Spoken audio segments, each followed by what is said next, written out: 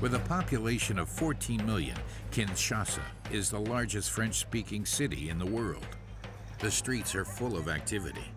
Many people get up very early, at around 5 a.m., and take on several jobs during the day to get by. Africa News, Palmarès, Machette, Les Phares, Référence.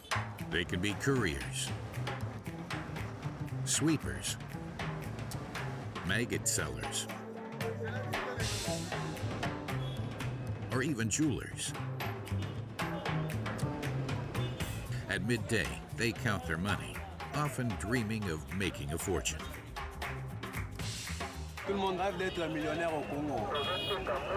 Il y a l'argent, si tu cherches l'argent, tu dois trouver. They even dream of wealth in this slum, like 80% of its inhabitants. Albert, a fisherman, lives on less than £1.50 per day. The country's richest people live just opposite him. Ça, c'est la cité du fleuve. Bon, ils sont riches, mais nous autres, nous sommes pauvres. Lui fait le commerce, et nous faisons la pêche.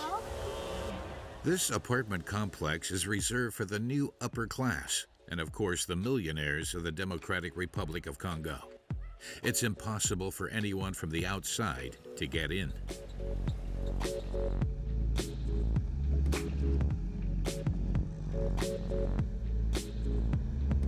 Fally Ipupa is one of these hugely wealthy people that the rest of the country dreams of becoming.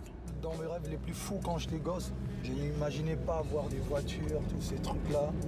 Je voulais chanter, être reconnu à Kinshasa et puis un peu partout en Afrique.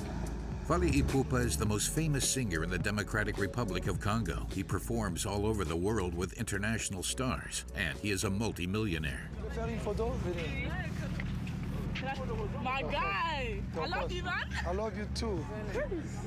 Man like Fally Ipupa, you know what you saying? Hey. He has just invested over £600,000 for his new home in this riverside estate.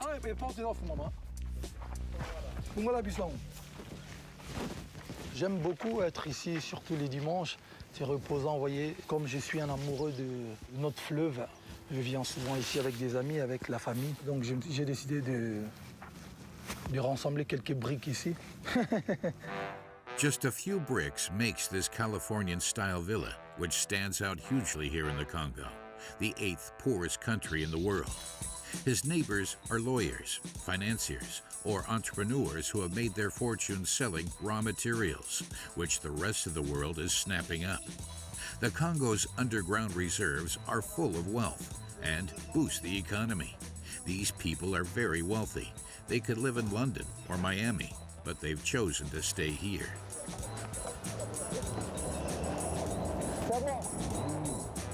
Fally likes to relax far away from the hustle and bustle of the city center. The Congo River, one of the longest in the world, is the city's playground.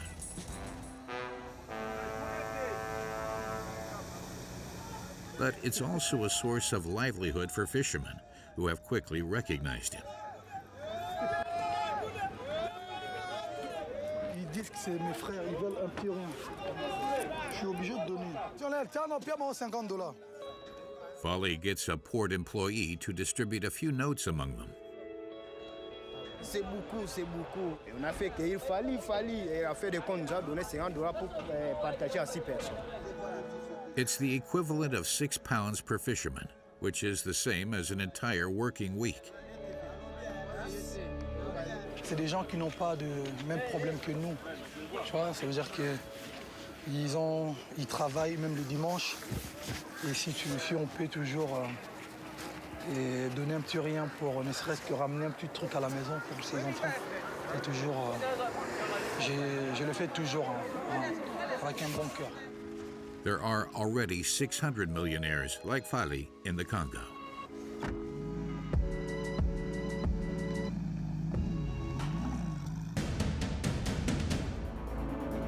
The Democratic Republic of Congo is the largest country in Central Africa. It's 4 times the size of France. It has been ravaged repeatedly by war for almost 60 years, which has resulted in over 6 million deaths. The country is also under a dictatorship. Mobutu Sese Seko, nicknamed the Leopard of Zaire, was in power for 32 years. While ruling the country with an iron fist, he embezzled £4 billion. In 1996, a civil war broke out. Militias supported by neighboring countries enlisted thousands of child soldiers to try and seize the country's wealth. Mobutu, meanwhile, eventually died in exile. Today, entire regions are still unstable in this huge country. Everything still needs to be built, and some businessmen make their fortune amid this chaos. Au Congo, le matin, tu peux te réveiller pauvre. Le lendemain, tu deviens riche parce que tu as travaillé. Eric has a huge project at the end of this extremely dangerous road. He is erecting a huge dam to provide the population with electricity. Ça va rapporter près de $1 million par mois. In the east of the country, the Great Lakes region is one of its most beautiful areas, but also one of the most dangerous in Africa, having been in almost permanent war for over 20 years. Robert, a former rebel leader, has become a businessman. He is also a politician. La politique, quand on est député, ça ne nous empêche pas à faire du business. Robert built his fortune in Coltan mines. This is an essential ore for the manufacturing of mobile phones. A small town has been created thanks to this businessman's employment. And every day, 3,000 miners also dream of a better life.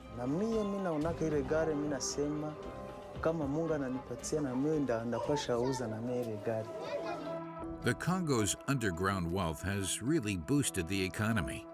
An upper class is emerging, and in Kinshasa, the capital, new products are appearing. It's about $20. But the majority of the population is still extremely poor. With such disadvantage, these people find refuge in religion, which provides a windfall for corrupt pastors who have practically become stars by selling miracle cures at a high price. Ça guérit beaucoup de maladies. Ça guérit même le sida. We have traveled to one of the most chaotic countries in Africa to understand how its people manage to get by, and sometimes even manage to build huge fortunes.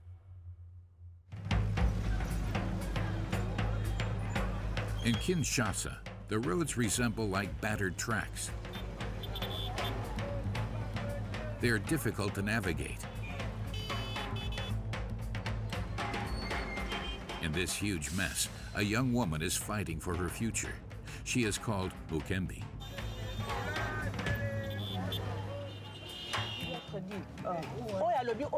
Finalement, ce sont des agents de l'ordre. On est censé suivre ce qu'ils disent. Mais alors là, je suis devant deux agents de l'ordre qui me disent l'une de prendre la gauche, l'autre de prendre la droite. Je suis censé faire quoi? Bukembi is in the middle of a test.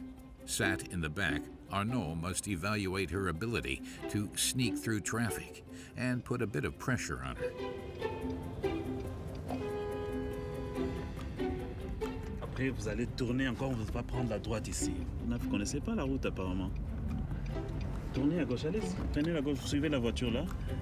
Bukembi has applied for a job as a driver in a startup company. The company was created by a Congolese businesswoman who wants to lift women out of poverty and is recognizable by its pink cars. Bukembi was a nurse until this point. If she passes the test, she will triple her salary, raising it to £200 per month. J'ai hâte de commencer mon travail, espérant que ça tienne et que les tests soient positifs. On fait les tours et puis on rentre au bureau. To give herself the best chance, Bukembi stays in character right until the end. But it will be a few days until she finds out if she has got the job. There are already about 15 cars in the company's car park. The startup wants to create high-end services for the middle and upper class. There are drinks, cakes, and even a Wi-Fi connection to allow clients to work while they sit in Kinshasa's traffic jams.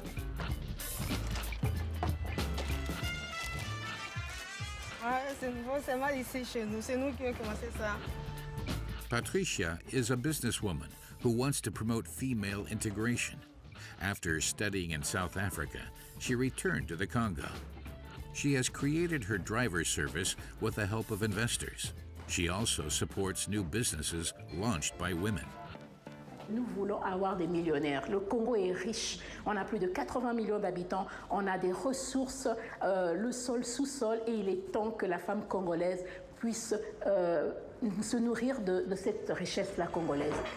Despite the instability all over her country, Donnez-moi les deux cuisses, voilà. Patricia wants to show the whole world that the Democratic Republic of Congo can take off. Le Congo ne peut pas se résumer au viol, aux guerres. Non, il y a des jeunes et des jeunes gens, des jeunes femmes comme nous qui essayent par leur façon de faire avancer les choses. Et donc, c'est inapproprié qu'on puisse juste résumer la RDC. Non, les choses ne marchent pas, les choses n'évoluent pas. Non, c'est cette nouvelle génération qui va faire émerger le pays. Just like Patricia and her friends who are banking on the future of their country, many Congolese people return to work and invest in their country after years of living abroad, especially in Europe or the United States. These repatriates, as they are called, live in secure areas where they can find all of the comforts that they were used to abroad. At La Cité de Fleuve, the complex of high-end apartment buildings and villas extend over 300 hectares, and 2 new people are moving in. Olivier and Naomi. A few days ago, they were still living in Johannesburg, South Africa.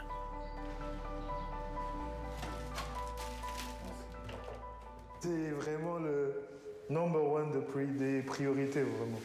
La machine à laver. Laisse-moi, je savais que t'es d'accord. Et le lit, hein?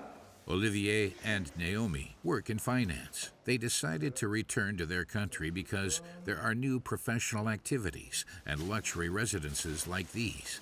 Là, on mettra le salon. Un petit salon, mon aile, un tapis, une table, une télé. Voilà, ça c'est notre chambre. And it has a breathtaking view of the Congo River. Olivier and Naomi got married in Kinshasa just 3 days ago, and they want to start their family here. The couple earn £3,000 a month, which is over 100 times the average salary. The rent alone costs almost £1,000, but that's the price you pay for security. You know, I want a place where my kids can play in the streets, and they don't have to worry about 100 other people on the streets, and they don't have to worry about air pollution, noise pollution. They can do their homework in peace. So it's also very much about the environment, but also, yes, it is a whole lot safer than the inner city. On a un appartement nickel super neuf. On aura un équipement super neuf. Et j'attends mon petit moi dedans, là, qui sera aussi super neuf. Hein? Olivier and Naomi have found their safe haven. Beginning of a new life for us. Yes. Demand to live in this new residence is growing. Eventually, La Cité de Fleuve will have more than 2,000 homes, including that of the singer Fally Ipupas.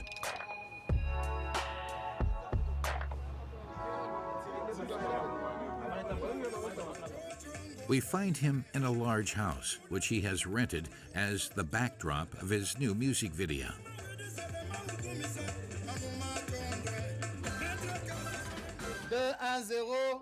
Action. The extras are dressed up as Congolese warriors. The day starts well for Fally, but all of a sudden, the music stops, for there has been a power cut in the area.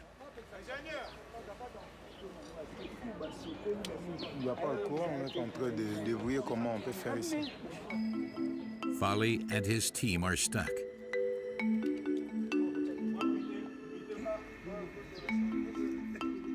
Finally, a technician manages to get his hands on a generator, but that quickly breaks down too.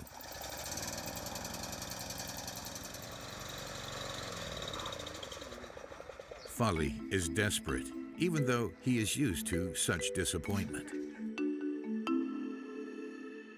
Regarde, je suis congolais moi, c'est-à-dire que je suis né et grandi ici, et donc voilà, on ne peut pas abandonner son pays parce qu'il y a des coupures d'électricité. Manon, Fali Ipupa's assistant, uses the car's sound system to finish filming the clip. On fait avec les moyens du bord. On va connecter à la voiture en attendant le courant. Pas le choix. Thanks to this trick, shooting can finish without a hitch. In his 20-year career, Fali has earned several million pounds. He has had a huge success, which is not necessarily an anomaly in this country.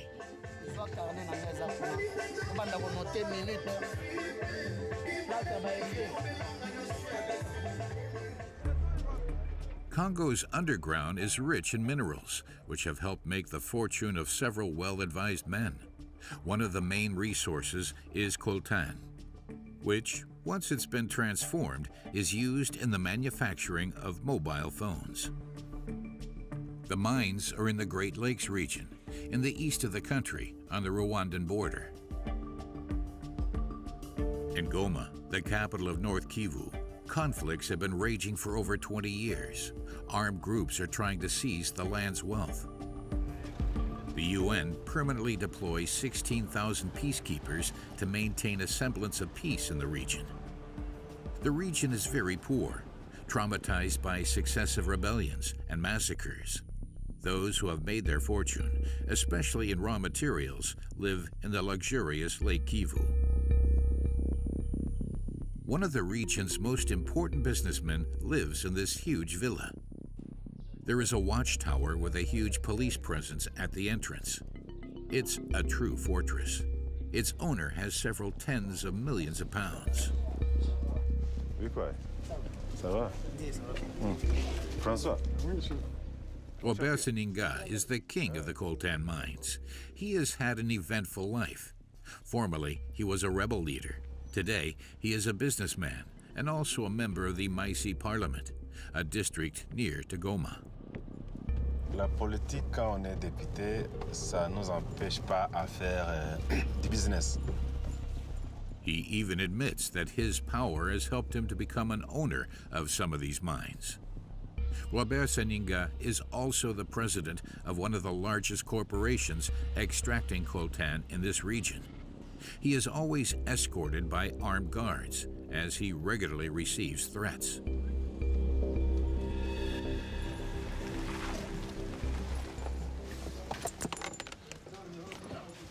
On est où ici? Ici, on est au siège de la Coopérama. C'est le siège social, là où les activités de commerce des minerais se font. The building does not pay for the mine, but the cooperative earns millions in turnover every year. Ça va? Robert Seninga gives an update on coltan production over the last few days. On a reçu 4 tonnes, 668 kilos au total. And the numbers are pretty good. 217 kilos. On nage dans les 40 tonnes. Et ça fait combien en revenus, tout ça? Le kilo, c'est 42 à 45 dollars le kilo. Vous avez les chiffres? Vous avez les chiffres. Vous avez les chiffres avec vous. Oh. Voilà. Robert Seninga prefers to remain discreet. These last few days, the mines have given a lot to the cooperative and to their owners, almost 2 million pounds. The businessman employs 3,000 people to achieve these results. He claims to be a faultless boss. Dans vos mines, il n'y a pas d'enfants, il y a du cas d'enfants. Il n'y a pas d'enfants, il n'y a pas d'enfants parce que c'est interdit. Il y a les agents qui sont chargés de veiller à ce que les enfants ne se retrouvent pas dans la mine. Les enfants doivent se retrouver à l'école et non dans la mine. Il va y avoir des casques, des bottes, des cachets, tout ça. Helmets, boots, and masks are mandatory in the mines to ensure the workers' safety. In fact, the site could be a model example for the region.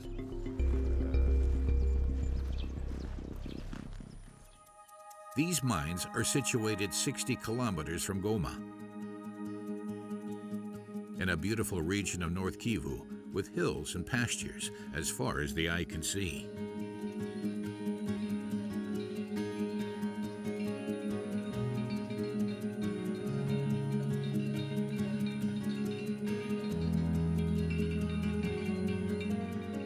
it is also one of the most dangerous regions in Africa. It has been at war for over 25 years. In 1995, one of the worst tragedies of the 20th century broke out in Rwanda. A genocide which would kill almost 1 million people. Hundreds of thousands of survivors fled to the neighboring Democratic Republic of Congo, and North Kivu in particular. But militants who took part in the massacre joined the exodus. Since then, this region in the east of the Congo has been extremely volatile. Dozens of rebel groups are clashing, and, in particular, they are trying to capture some of the Congolese underground wealth.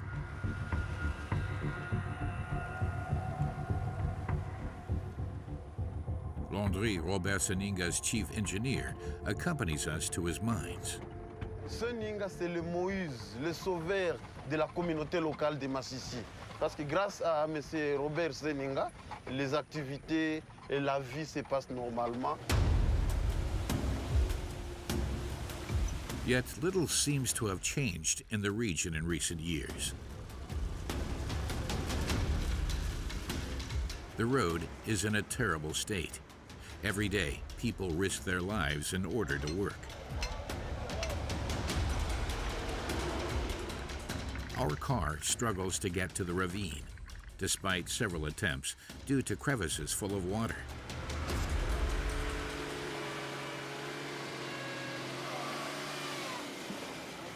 Ça s'est joué à quelques secondes près. Non, sinon on allait se retrouver, après quelques secondes on allait se retrouver dans cette rivière-là. Et là on serait foutu. Fatal accidents are common on this road. Oh, génial, on est sauvés. It will take us a total of 5 hours to travel just 60 kilometers. On arrive. This is Rubaya, a town near the mining site. The town has boomed recently, growing exponentially in just a few years. Today, 10,000 people live here, practically cut off from the outside world. Life is organized. There's a sewing workshop, a hairdresser's, and even something that's turned its inside into a nightclub. In Rubaya, everything has been created to meet the needs of the population that has come to take advantage of this new Congolese Wild West. Robert Seninga's face is displayed everywhere. According to Landry, his loyal follower, he can make all dreams possible. Je vous présente cette maison d'un creuseur, celui qui avait commencé à travailler dans le premier trou découvert aux alentours de Rubaya. Il est parvenu à construire cette très belle maison que vous voyez ici. An economic miracle seems to be taking place. But upon closer look, most homes are simple wooden shacks. Gilles lives here with his wife and their 3 children. With 5 people living in 15 square meters of space, they are forced to be very tidy. Nyumba ni ya kidogo, niko kama mina kamataka viatu mina vitia hapa kwa hii kibambasi. Nguo za watoto nazo mina ziweka hapa. In the other room, the kitchen is attached to the family bed. Ni ya kidogo kitanda mshe. Na hapa njo kwenye tunalalaka hivi. The couple moved here 5 years ago when Gilles wanted to earn his fortune in the mines. Na mie mina unaka ile gari mina sema kama Mungu ananipatia na mimi ndapasha uza na mimi ile gari. For now, Gilles only earns 5 euros per day. He works 10 kilometers from the center of Rubaya and must travel for an hour and a half to get there.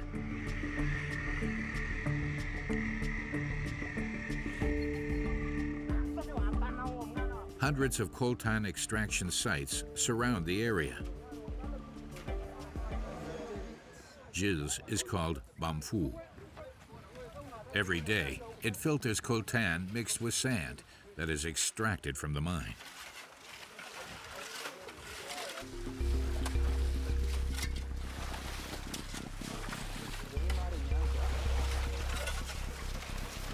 Hapa niko natumikisha mikono. Beshi natumikaka kisha mikono sasa nayo inasukura mzuri na kamata.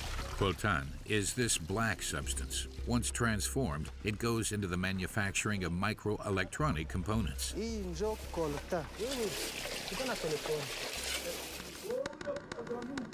Later on, Gilles has to go into the mine to dig. The wall is very slippery.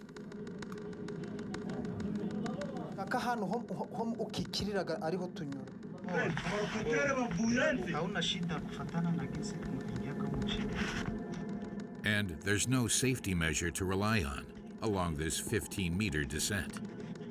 Once you've arrived at the bottom, it is difficult to breathe. Tons of sand have already been extracted, which has opened up tunnels.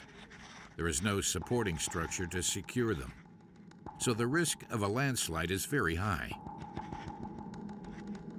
Gilles extracts the coltan using just his hands.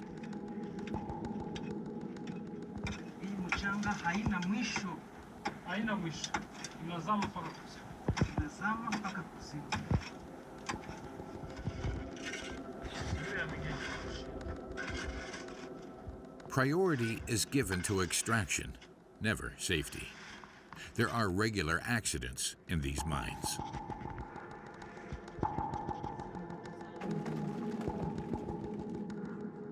C'est très dangereux quand même d'être ici. C'est effroyable, mais c'est au toit. But Landry, our guide, doesn't see the problem. Dans le mines de Rubaya et partout où nous travaillons, il y a des cas où on enregistre des morts, des cas où on n'enregistre pas des morts, et quand des glissements de terrain, il y a tout avoir des morts. Imagine si ça engoufflait vers nous comme ça. On sera asphyxié, il y aura ceux qui peuvent résister et d'autres qui ne peuvent pas être résistés. There are no official figures, but men regularly lose their lives extracting coltan. Upon leaving, we notice that some of the miners seem very young. Landry seems embarrassed.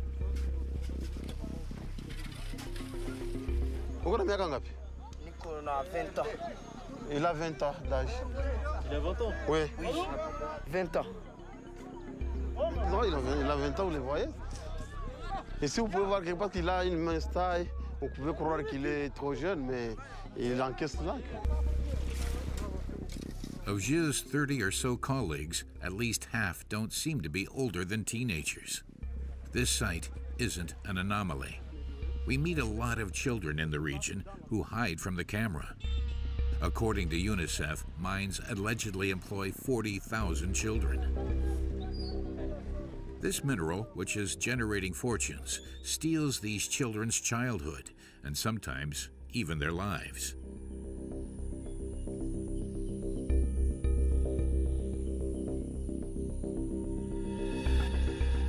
Two months before filming, a massacre took place one evening in the center of Rubaya.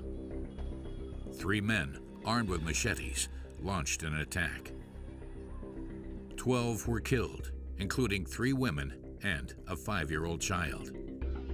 It was undoubtedly a settling of scores over the coltan black market that plagues the region. Underground reselling of coltan happens at all levels of the production chain, from miners to site managers. Much of the product is sold illegally to avoid paying taxes to the Congolese government. In Goma, we pose as traders wanting to buy smuggled coltan. We made an appointment with traffickers.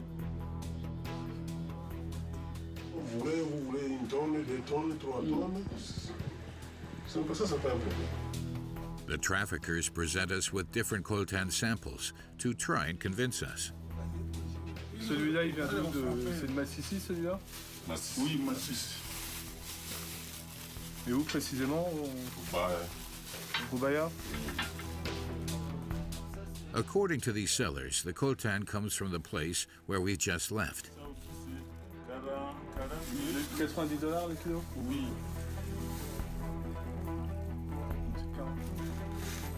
This coltan is tax-free. At this price, the traffickers are responsible for delivering the goods across the Rwandan border. The country is regularly accused of stimulating economic growth through smuggled raw materials from the Democratic Republic of Congo. This theft takes place with the help of Congolese soldiers. Like this man who lets the convoys pass through. Vous envoyez tous les jours du coltan passer? Il y a des jours où ça peut passer 2-3 tonnes, voire même, on peut aller même jusqu'à 10 tonnes par jour. Like all Congolese civil servants, this soldier only gets a small salary. Avec le coltan, je peux facilement gagner $1000 par jour. Donc tout le monde le fait? Oui, si je trouve par exemple des trafiquants qui viennent me proposer voici $500 ou $1000, là c'est clair, je ne peux pas refuser. Moi qui gagne $80 le mois, quand je trouve $1000 en un seul jour, c'est facile. The DRC is one of the 20 most corrupt countries on the planet. In total, corruption costs the Congolese state £11 billion every year. Despite all of this trafficking, the mining sector drives the DRC's economy. The country's economy has grown by almost 6% in 2018, thanks to this industry. This economic success is showcased in Kinshasa, the capital, around the Boulevard du 30 Juin. The 30th of June is their Independence Day, which was granted after almost a century of Belgian rule. Here in the business district, we find Olivier, the young banker who moved to the Cité de Fleuve a few weeks ago with his wife Naomi. I like this. I like the fruit ones. Which one? The apple tart. Quand j'étais enfant, ça n'existait pas encore ça. These pastries cost £4 each, the same price as in the UK. They're a luxury in Kinshasa.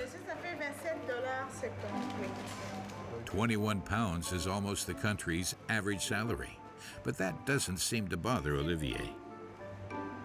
C'est pas cher, ça va. Although these well-paid executives only make up a tiny part of the population, new businesses are slowly but surely being set up in the city center. This new clientele, used to the Western way of life, must be catered for. This supermarket has adapted its stock. From coffee capsules to European cheeses to cereal. You can find everything here that is sold in rich countries. Okay, so we good. Yeah. Can we get juice? But they have to pay a huge price for all of these imported products. 31,000. How many dollars? That's about $20. 20? It's too expensive for anyone, really. I can't speak for other people, but no, for you. $20 is expensive for me. I wouldn't spend that kind of money on juice. Most of the imported products are very expensive. A 4-pack of yogurts comes to almost £8. A box of cereal is £10. That's 3 times more expensive than in the UK. You know the perception that people that live in Yeah, Europe it's just, have? yeah. When they hear of Congo, they think war, they think the jungle, they think uncivilized people. This type of supermarket in the city center is attracting more and more well-off clients, as well as those who have lived abroad like Olivier and Naomi. I can't imagine myself going to the market, because that's the first thing I thought when I was here. I was like, oh my gosh, when I live on my own, I need to start going to the market and buying things, you know, in the flea market and whatnot. But yeah, if this didn't exist, I don't know if we'd eat. Naomi makes sure that she eats a balanced diet because she is pregnant. It will be a boy. He's due in 3 months. It's a baby boy. I'm a little bit nervous, but happy at the same time. I think it's just like first-time parents. We've never raised another human before. This is the perfect outcome for the couple, who have had time to settle down. Yo, the table is full. Huh? I think we're done. Most black. Little by little, their apartment is becoming more homely.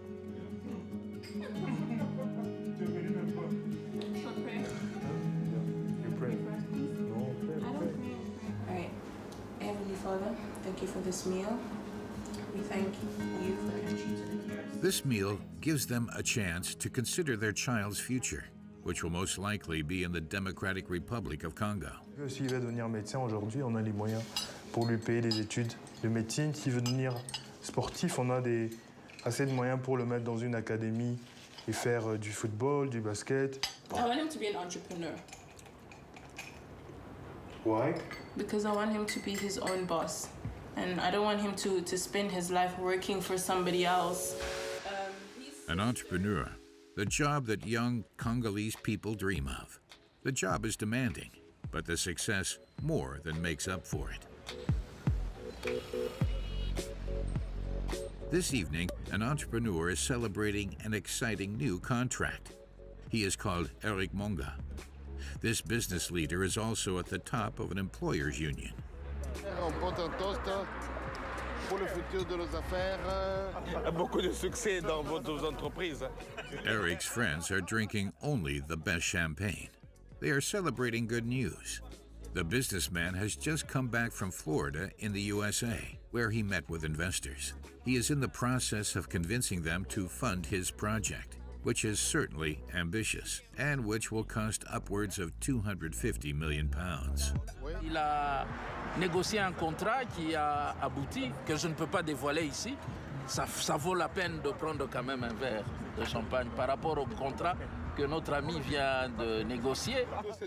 Eric wants to construct what will be one of the Congo's largest dams. Today, less than 1 in 5 Congolese people are connected to the electricity network. Eric is hoping to fill part of this gap with this new project. Chaque fois que nous sommes devant un problème, il y a une opportunité d'affaires qui vient derrière. La population doit manger, la population doit se vêtir, et nous, pour l'instant, nous voulons donner l'année prochaine l'électricité à la population. In time, Eric will improve the living conditions for some of his 81 million fellow citizens. The businessman is from Lubumbashi in the south of the Congo. He has made his fortune by creating a company specializing in the analysis of minerals. The entrepreneur is leaving this morning for an expedition on the site of his future dam. Hey, Isaac, on va y aller.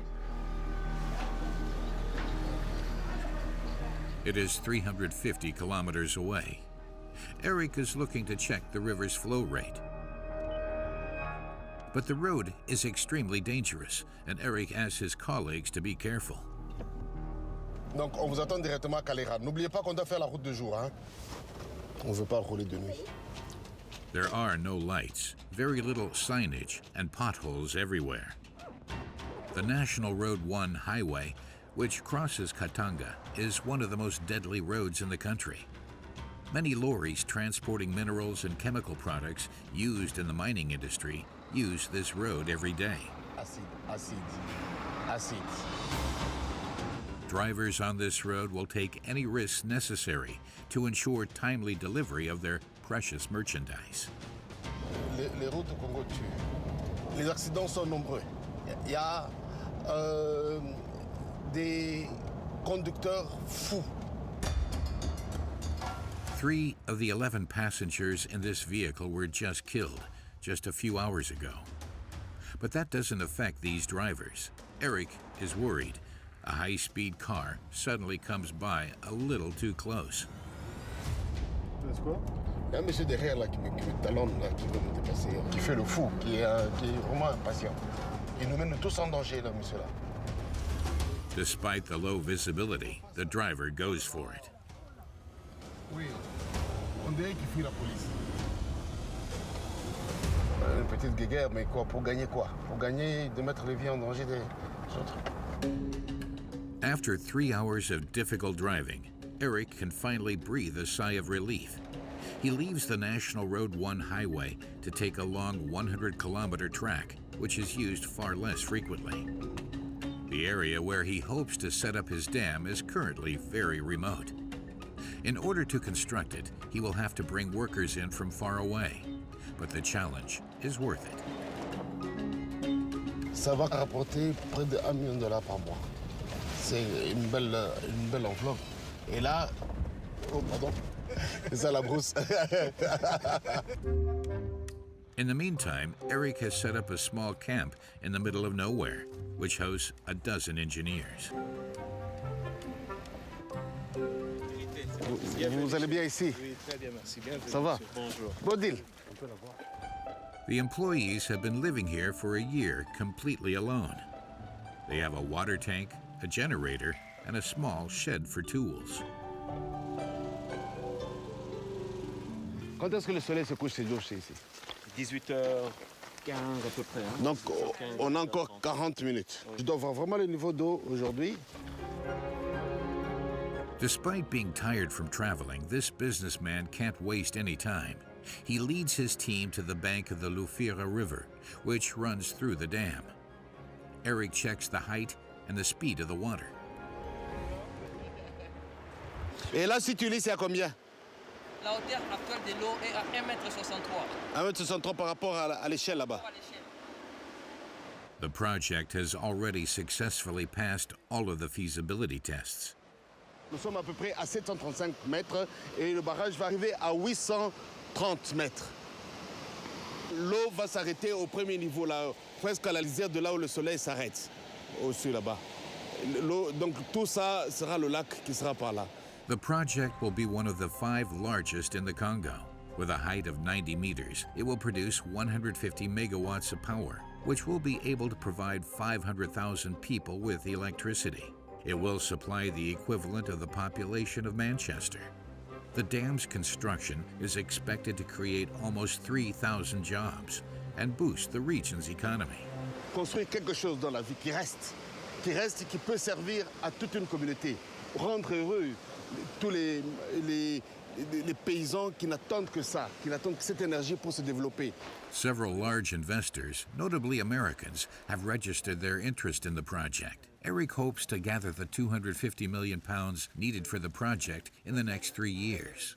Upon returning to the camp, he has a small surprise for his team. Un proverbe ici qui dit Kutoma le kwambaula. Ça veut dire buvez et parlez. He has asked his cook to prepare a celebratory meal of traditional dishes. Ça, c'est les ngaïngaï cultivés à Boari. Boari, c'est tout près d'ici. Tout près d'ici. Ça, c'est les lengalenga. Lengalenga. Oui, les amarantes, cultivés aussi à Boari. À Boari. Donc. Merci. Eric believes that in this country, one of the least developed in the world, there are various opportunities for success. You just need to dare to take a leap and get started. Nous avons vu beaucoup de gens venir au Congo, aller là où c'est difficile, là où il n'y a rien, et s'en sortir. Et pourquoi pas moi? Voilà, le Congo, c'est ça. Le Congo, le matin, tu peux te réveiller pauvre, le lendemain, tu deviens riche parce que tu as travaillé. Inspired by the boldness and success of entrepreneurs like Eric, more and more Congolese people are throwing themselves into the world of business in a hope to escape poverty. And this dream motivates thousands of women in Kinshasa every day. They come at 4 a.m. from all parts of the city to stock up on bread from this wholesaler. They buy whatever they can to make a living that day. Marie comes here every day for the 6 a.m. batch.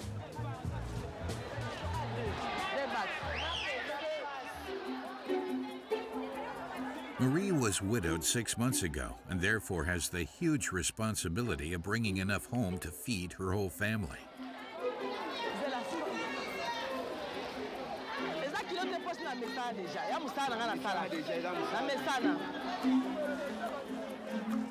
Marie is carrying more than 15 kilograms of goods on her head. She sets up her stall in a strategic location every day, which will get her the most clients.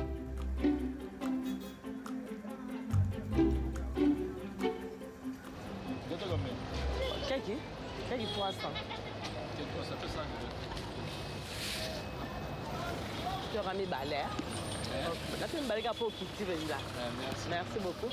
Bon, naye osumali papa maman parce que elle est à mingi. Elle a la propriété propre na ina ko mali boso na ya mesa na ye. Thanks to her smile and her kindness, Marie usually attracts a lot of customers.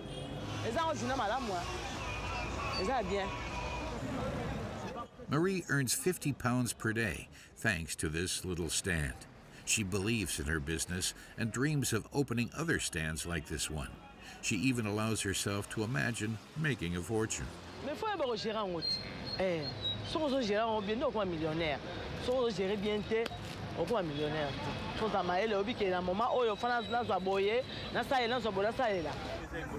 But there's still a long way to go, because Marie's net profit for a day's work is just £15. And a third of this sum needs to go towards renting a small apartment with a kitchen on the landing.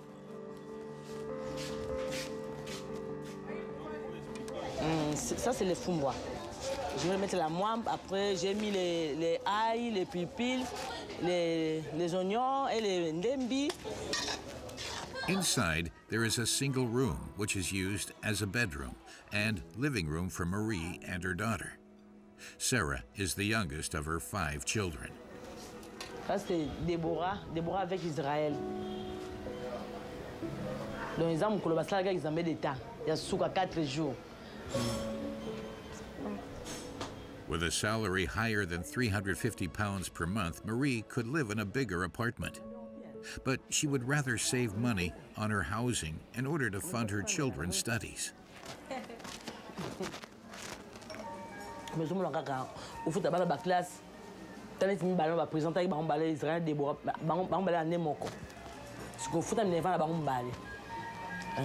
Après, moi aussi à moi aussi. Marjorie. Si on a baillé na Joséphine, Jordi. Nazanga moko. Si on a na mbali pina à salle. Their schooling costs her £25 per month, but it will give them the tools they need to encourage them to dream big too.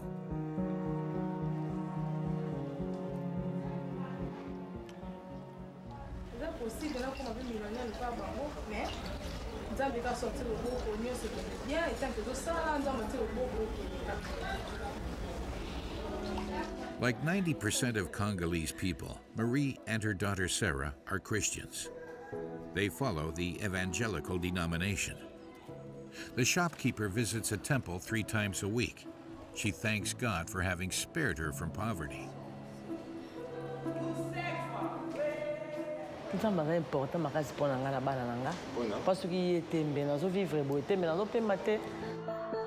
Evangelical churches thrive in the Congo, much like in many other African countries, and by exploiting the Congolese people's strong faith and sometimes their naivety, some religious leaders have become millionaires.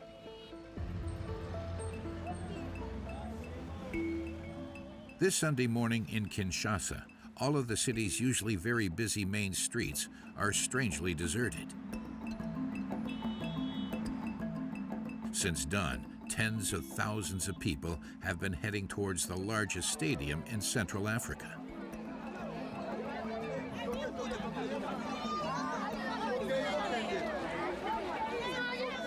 80,000 attendees are not there for a football match or a huge concert.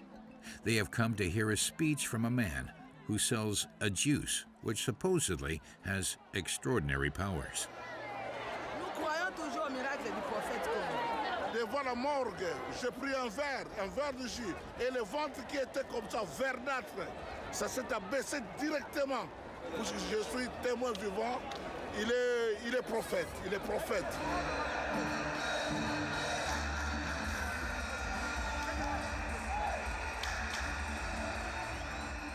There are cameramen, photographers, cheerleaders, policemen on alert. It's the biggest event of the year.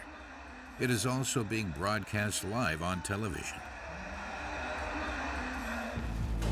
The star everyone is waiting for is called the Prophet. He lives a few kilometers away from the stadium. We find him at his home, where his escort is already ready and dressed impeccably. His bodyguards are also his disciples. Prophète Konde, il est vraiment un homme de Dieu, un envoyé de Dieu.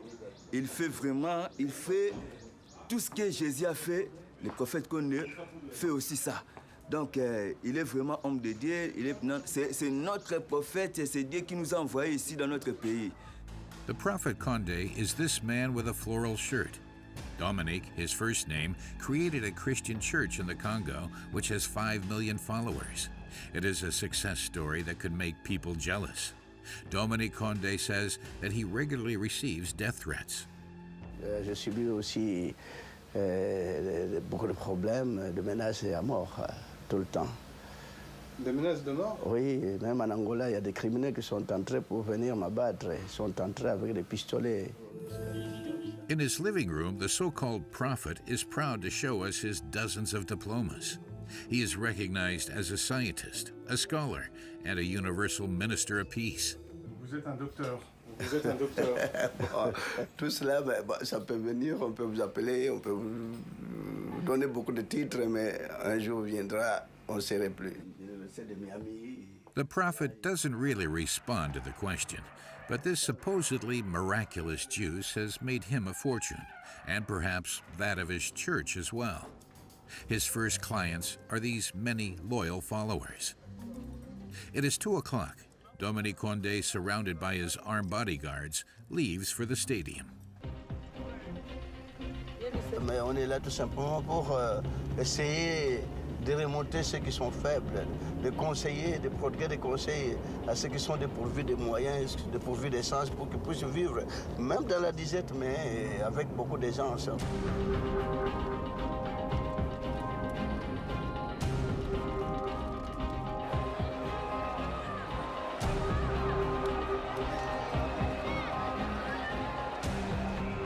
Upon arrival, the man is greeted by a cheering crowd.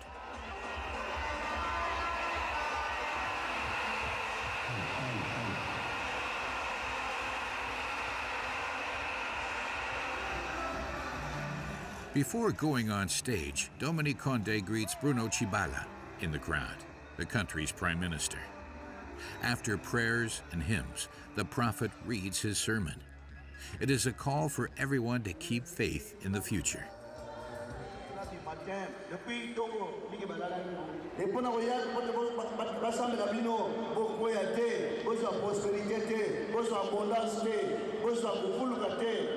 Même la disette, même la zala, même la kozanga, mais pourvu que vous avez la vérité, et la vérité pourra vous affranchir.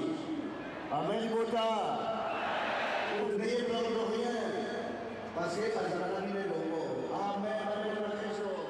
The apparent prophet is a clever man. He does not sell his miraculous juice in public places like this stadium. He dispenses it more discreetly in small parishes scattered around the country. It is thanks to this network that he has already raked in millions of pounds. A few days later, Dominique Conde holds an open session in Mateta, in the suburbs of Kinshasa. There are already more than 100 people waiting on the pavement in front of the entrance for a consultation.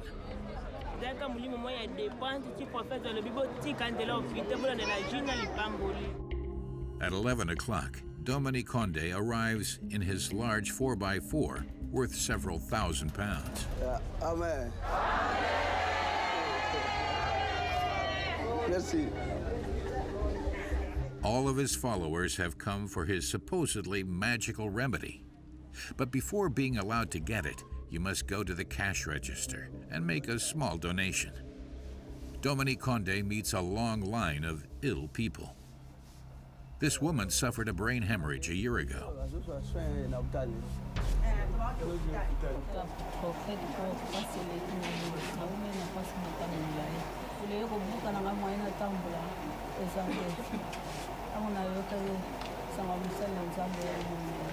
Ici, c'est vrai que pour appliquer le pétrole, pour masser, c'est le massage, le pétrole, le cocotti comme elle. Et ça peut lui apporter beaucoup de solutions.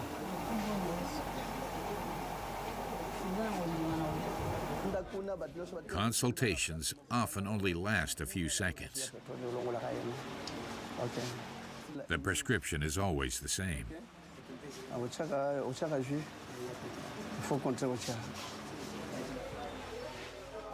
Once they've received a prescription, the ill people are directed towards the room next door, which is the pharmacy.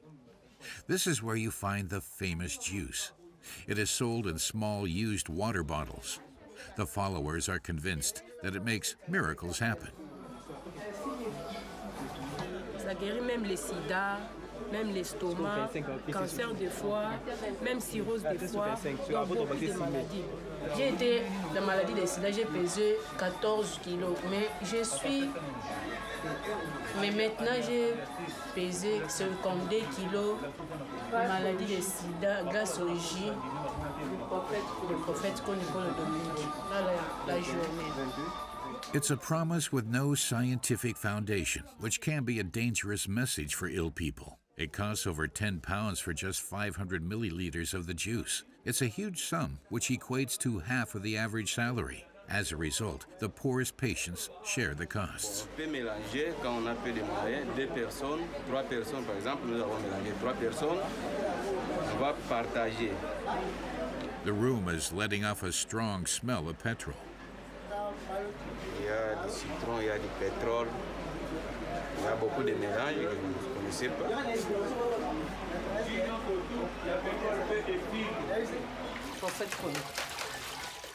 The juice is packed on site.